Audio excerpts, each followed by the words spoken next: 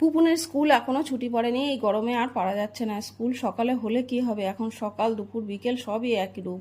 চারিদিকে রৌদ্রোজ্জ্বল ঝাঁ ঝকঝকে আকাশ, কোথাও মেঘের একটু ছিটেফোঁটাও নেই। আর বাড়ি থেকে নিয়েছি একটু বাটা মাছ, বেশ কিছুদিন ধরেই খেতে ইচ্ছে হচ্ছিল। সেটা নিয়ে দেরি না করে ঝটপট কেটে ধুয়ে নুন হলুদ মাখিয়ে রাখলাম।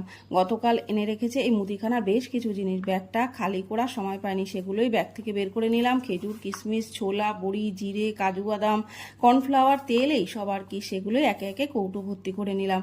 রুটি আর চিলি সয়াবিন করেছি সকালের খাবার।